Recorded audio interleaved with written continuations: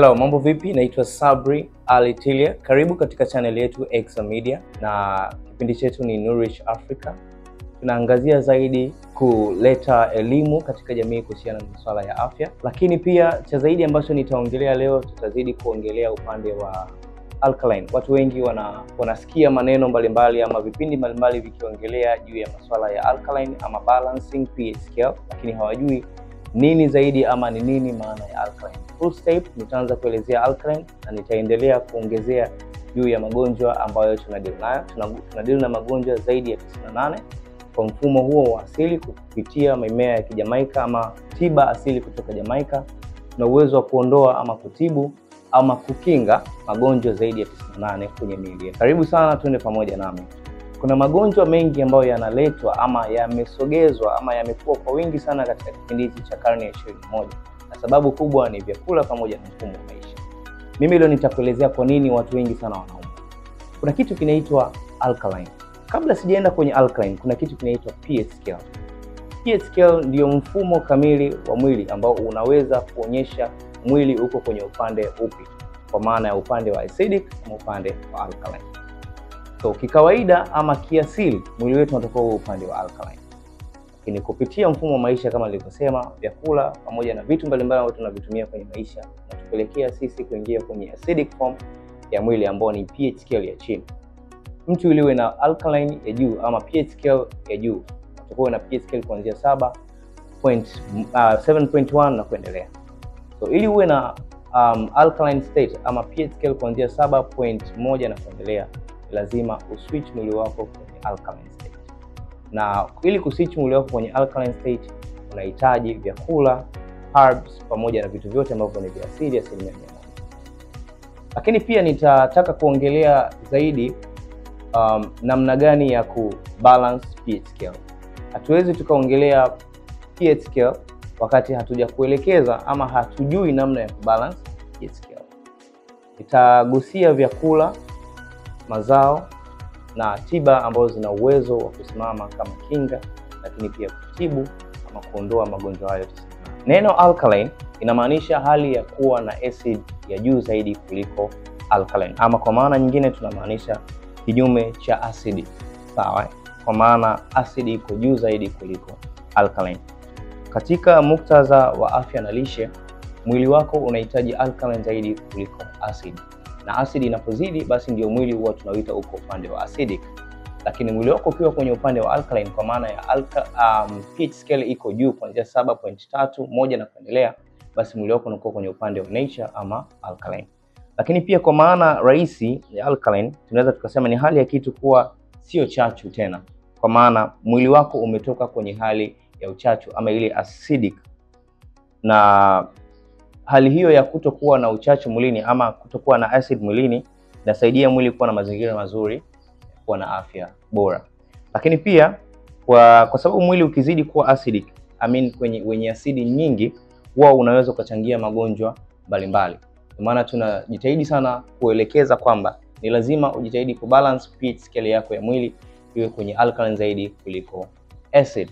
Magonjwa yanaweza kusababishwa pindi mwili ambapo unakuwa kwenye upande wa acidic zaidi kuliko alkaline. Magonjwa kama kisukari, saratani, pressure, maumivu ya mwili, kuzeeka kwa haraka na kadhalika. Lakini pia nataka niseme hizi pH scale zote ambazo zinakuja kwenye miili yetu ni pH scale ambazo moja kwa moja zinasababishwa na sisi wenyewe, mfumo wetu wa maisha kama nilivyosema mwanzo, vyakula tunavyokula. Hivyo ukitaka kwenda directly kwenye alkaline form na kutoka kwenye acidic form ambayo ni pH scale ya chini ya 7.1, ni lazima ujiswitch kwenye mfumo wako mzima wa maisha. Na ili ujiswitch, tunaongelea pia vyakula, kwa mfumo wa maisha, mazoezi na kadhalika. Lakini kitu kikubwa ni vitu ambavyo tunaingiza mwilini mwetu, kwa maana tunakunywa na tunakula. Sasa vyakula vya alkaline ni vitu muhimu sana vya kuconsider kwenye milo yetu. Vyakula hivyo ni vyakula ambavyo vinasaidia kufanya damu na mwili kwa ujumla kuwa katika hali ya uwiano ama usawa mzuri wa pH. Mfano, matunda kama parachichi, ndizi mbivu lakini sio ndizi zote. Kwa sababu watu wanafahamu kwamba ndizi mbivu ni asili, lakini sio ndizi zote. Ndizi mbivu ambazo sisi tunaziongelea hapa za asili ni zile ndizi bokoboko ambazo wengi tumezi exclude kwenye milo yetu, ama kwa Kijamaika tunaziita buro banana. Kwa hiyo lazima tujue kwamba sio vyakula vyote vinavyotajwa kwa jina la species ambazo tumezizoea basi ndio hivyo hivyo ambavyo tunatakiwa tuvitumie. Ndizi ambayo ni nzuri ni ndizi ya bokoboko ambayo inaitwa buro banana, lakini pia tikiti ambayo tunatakiwa tule, sio kila tikiti linatakiwa liliwe. Tikiti ambayo linatakiwa liliwe ni lile green tikiti, tunaita green watermelon, yale matikiti ya asili ya duara kabisa. Tunaona sasa hivi tumeletewa tikiti la kisasa ambalo lina mambo mengi, lazima ulime kwa njia ya pesticides, uweke mbolea za kisasa, wakati tuna tikiti letu la asili ambalo lenyewe halihitaji hata hizo procedures ambazo ni chemicalization. Kwa lazima tujue ni vyakula vipi ambavyo tunatakiwa kula kwa ajili ya kupandisha alkaline. Lakini pia tuna zabibu.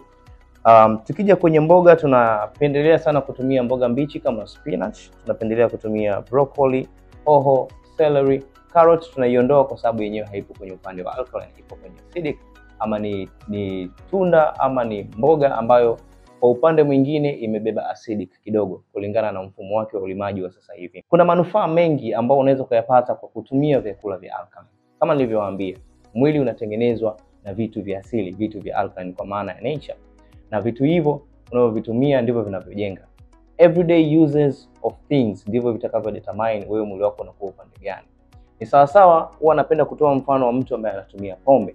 Unapokunywa bia leo ama ukanywa pombe yote kama ni whiskey, spirits, unapokunywa ukienda kukojoa, ule mkojo huo unakuwa na harufu ya alcohol ama pombe. It means mwili wako umeshakuwa overtaken na pombe. Mwili wako umeshakolea ile hali ya acidic ya pombe. Lakini what if mtu anayekunywa amoxicillin, anayekunywa dawa za hospitali, paramedics, labda Ampiclox. Unapokunywa Ampiclox sasa hivi, ukanywa mchana ukanywa jioni, unapokojoa harufu ya mkojo inanukia ile dawa. It means unachokula ndicho ambacho kinaingia kwenye damu na ndicho ambacho kitakuwa filtrated na ndicho ambacho kitatawala mwili wako. Sisi binadamu ni nature kwa maana ya asili, na asili inaendana na asili, chemical itaendana na chemical, sawa? Acidic itaendana na acidic. Na ndio maana tunatoa ushauri na kukumbusha kila siku kwamba wewe kama umeumbwa kiasili, kama tunavyoamini katika creation, uumbaji wa Mungu, basi uliumbiwa na vitu ambavyo vinaendana na wewe kwa maana ya vitu vya asili. Tuliwekewa mimea, mizizi, miti na kila kitu ambacho kinaendana na sisi. Ujanja wa sisi binadamu kuvumbua vitu vipya, uharaka wa kupata pesa, uharaka wa kupata mazao ya haraka haraka umetupelekea kwenda kuinvade ama kutengeneza products mpya ambazo zinakwenda kuumiza miili yetu. Tumetengeneza vyakula vingi ambavyo vinasindikwa, ambavyo viko out of nature. Tumeenda kutengeneza vyakula ambavyo vinapitia process za chemicalization ya kutosha ambavyo viko out ya nature. Mfano, leo tume exclude mafuta ya alizeti kutoka kwenye nature kwa sababu mafuta mengi ya alizeti ambayo yanapitia kiwandani yanapitia chemicalization ambayo of course baadaye inakuja kuleta changamoto ya saratani na magonjwa mengineyo ya pressure na cholesterol. Lakini what if ile alizeti ingekuwa imekamuliwa kwa njia ya asili bila kupitishwa kwenye mashine wala kupitishwa kwenye joto kali wala hizo mchakato ambao unapitia chemicalization? Na maana mafuta ya alizeti yangebaki kwa salama. Lakini leo hii tunazidi kuwashauri watu wahame kutoka kwenye mafuta ya alizeti ambayo yamepitia kiwandani, watumie mafuta ya alizeti ya asili ambayo yanakamuliwa kwa njia ya asili bila kemikali, ama watumie mafuta ya mawese ambayo wengi huwa tunayakimbia tukiamini kwamba ni mafuta ya local areas kwa maana ya vijijini. Lakini ndio mafuta ambayo yako na alkaline, ingawa na yenyewe yanadumu ndani ya wiki 2 tu. So baada ya wiki 2, palm oil ama mafuta ya mawese yatakiwa kutumika kwa ajili ya mapishi. Lakini pia unatakiwa ujue kwamba unapotumia mafuta ya mzaituni ndio mafuta bora zaidi kuliko mafuta yote kwa sababu yenyewe hayapitii chemicalization. Ni mafuta ambayo yanakamuliwa kiasili na yanakwenda kufanya kazi kwenye mwili wako. Mafuta ya zaituni ni mafuta moja pekee sana ambayo hayabaki kwenye chakula. Mfano, unaweza kutumia mafuta ya zaituni kwenye chakula, labda unakaanga yai la kienyeji. Unapokaanga yai la kienyeji kwa kutumia mzaituni, utaona hata yale mafuta hayabaki tena kwenye kile chakula. Kwa maana ukitumia mafuta ya kawaida utaona yai lile linabaki na mng'ao. Unapotumia mafuta ya mzaituni utakuta yai lile liko kavu kwa maana yale mafuta hayana cholesterol. Lakini pia kwa kumalizia, nilikuwa nataka nielezee vitu vichache manufaa ya kula vyakula vya alkaline. Naweza tukawaambia nini maana ya alkaline, namna ya kubalance alkaline, lakini mtu hajui faida zake. Lazima ujue faida zake.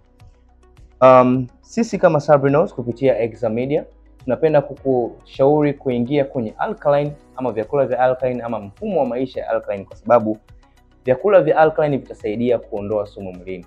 Vyakula vya greens, vyakula vya kijani, matunda ya asili na hivyo vyakula vyote ambavyo vinalimwa kwa njia ya asili vitakusaidia kupunguza sumu vyenyewe bila kutafuta usaidizi wa kwenda kuondoa sumu hospitali ama kutumia products nyingine. Lakini pia inaongeza nguvu ya mwili. Kumbuka mwili wetu unahitaji nishati ama umeme.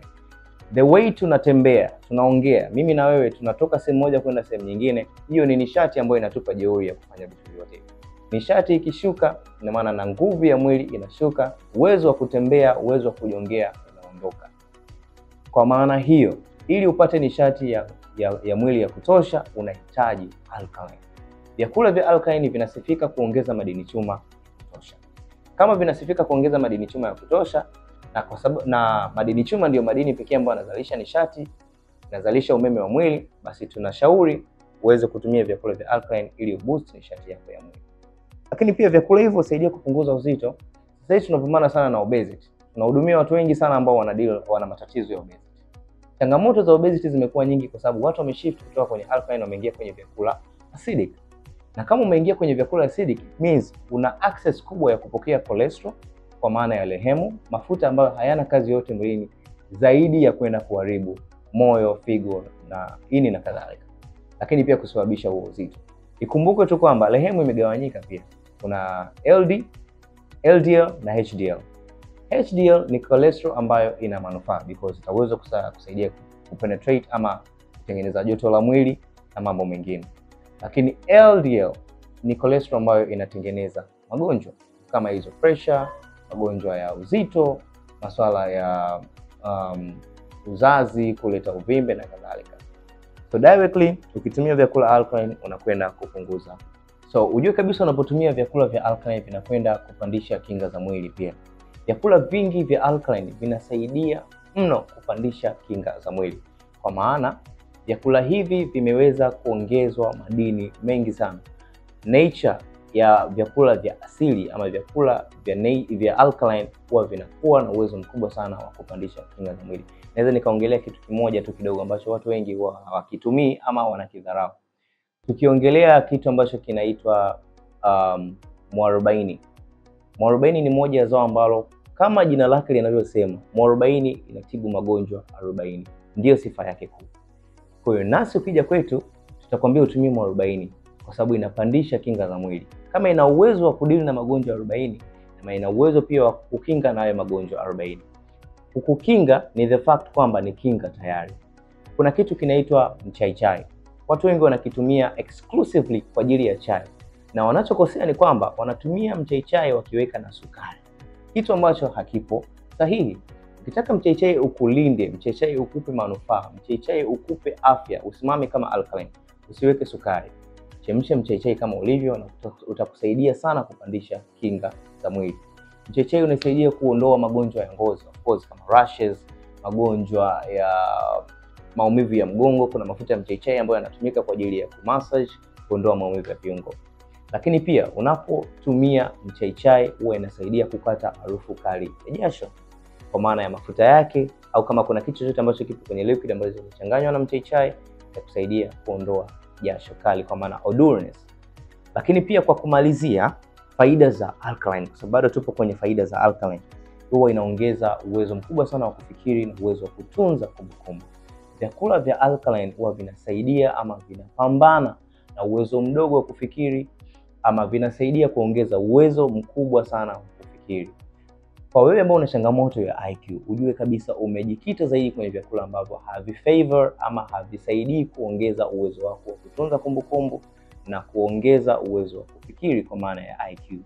Tuna changamoto kubwa sana sasa hivi, tunadili na watoto wadogo kwa wakubwa ama watu wazima ambao wanapoteza kumbukumbu kwa haraka, lakini pia tunadili na watoto na watu wazima ambao hawana uwezo mkubwa wa kufikiri, watoto ambao wanasumbuka na uelewa mdogo darasani. Sababu kubwa ni kwamba wazazi tumeshindwa kuwamenta watoto kuanzia wadogo ama tangia mtoto yuko kwenye tumbo lako wewe kama mzazi, ushindwa kula vile vyakula ambavyo vitamsaidia mtoto kuingia kwenye full alkaline state kwenye mwili wake.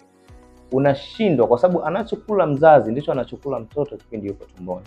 So it means wewe mzazi, kama kipindi cha mimba yako ulikuwa unakula vyakula ambayo yako acidic, masoda, mapombe, unakula sukari kwa wingi, especially sukari nyeupe ambayo haina faida yoyote kwenye mwili, na maana unamtengenezea mtoto mwili wake kuwa acidic toka anazaliwa.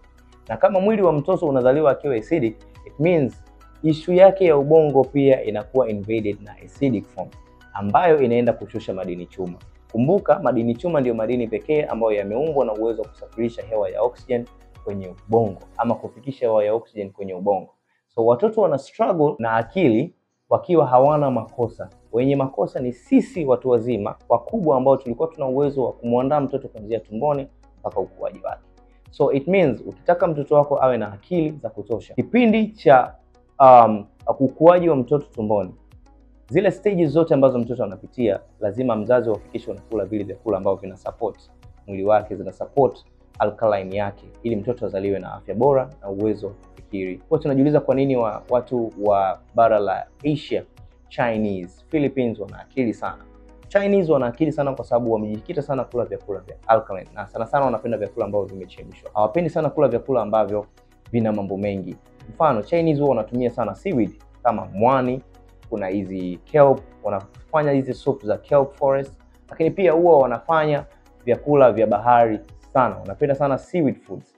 Hivyo vyakula huwa vinasaidia sana kumenta ama kuelekeza madini ya kutosha kwenye ubongo na kusafirisha hewa ya oxygen. So tunarudi kule. Kama unataka kurekebisha uwezo wako kufikiri na kujitambua pamoja na masuala ya uwezo wa kutunza kumbukumbu, lazima urudi kwenye alkaline. Usisahau kufuatilia vipindi vyetu kutoka Extra Media Channel, YouTube channel yetu. Usisahau pia kusubscribe. Kipindi ni Nourish Africa. Next time tutakuwa na vipengele vya kuongelea magonjwa na namna ya kuyatibu kupitia njia ya asili ama alkaline, na tutaongelea pia herbs gani zinaweza kutibu magonjwa gani kwa njia ya asili kwa 100%. Kumbuka, tutakuwa tunaongelea magonjwa zaidi ya 98 kwa pamoja na namna ya kuyatreat ama kuyaondoa kwenye mwili wako kwa njia rahisi sana kwa kutumia alkaline. Jina langu ni Sabri Ali Tilia kutoka Sabri Knows Herbs 3Y Mwera Magengeni, Kurutum Road, na kukaribisha sana wakati mwingine. Nashukuru sana kwa kuwa nami.